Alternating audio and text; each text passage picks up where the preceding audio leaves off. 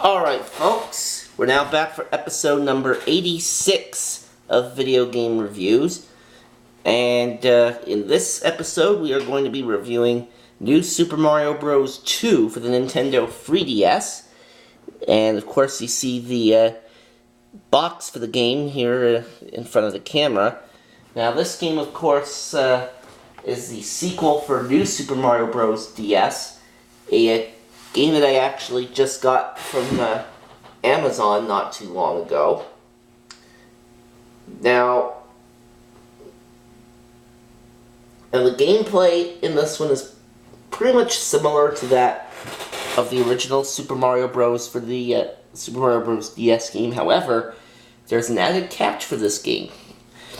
In addition to trying to complete the game, you also have to try and collect 1 million coins. Because after all, who doesn't love coins? Of course, this game of course came out in 2012. 5 years ago actually, as of this past August. Now the power-ups that were in Super Mario Bros. DS are back in this game. But the Super Leaf from Super Mario 3 is also back in this game. And of course, the Super Leaf lets you tail whip enemies or fly into the air. Now, there's also an invincibility leaf that appears in this game. What happens is, similar to what happens in Super Mario 3D Land, an invincibility leaf will come up if you lose at least 5 lives during the stage, thereby giving you raccoon abilities as well as invincibility until the end of the level. This, however, does not work for canon levels. Now, there are both single player and multiplayer game modes in this game. For multiplayer, 2 players each have their own 3DS and copy the game, and they play simultaneously as Mario and Luigi. And just like in the previous games, you can collect star coins hidden throughout each level, which you can then use to unlock new areas on the world map. And as I mentioned at the beginning of this episode, the main point of emphasis in this game is getting coins. And of course, there's new items dedicated to producing the large amounts of coins.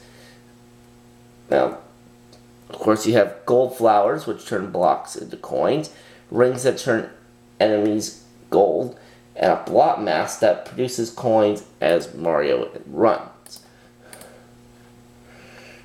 Now, the game keeps track of all your coins and displays the total on both the title screen and on the overworld map, so that's pretty cool.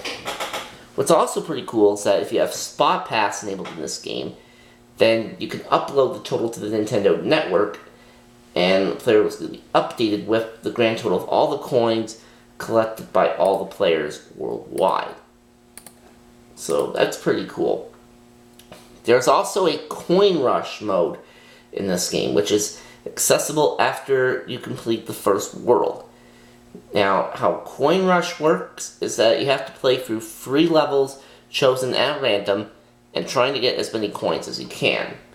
Now, Star and Moon coins add several coins to your total in this mode. There is, though, a bit of a catch. In this mode, you only get 1 life, and you only get a time limit of 50 or 100 seconds in each level. The 1-up mushrooms get replaced by gold mushrooms in this particular mode. Now, if you pass the midway flag or you collect timers, then the time limit that you're given originally gets extended. However, if you get to the top of the end flag, then your coins double. And if you manage to complete the run, then the accumulated total of coins collected can be saved as your high score, which could be transmitted to and challenged by other players via the Street Pass mode. Now you can get additional course packs as downloadable content as well, but seeing how this game is now 5 years old at this point, I don't think think that particular downloadable content is still up. Of course, I could be wrong, though.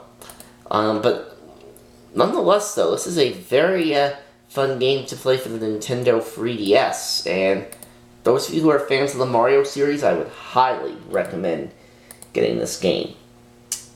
And that'll do it for this episode of Video Game Reviews, folks. We'll see you for the next one.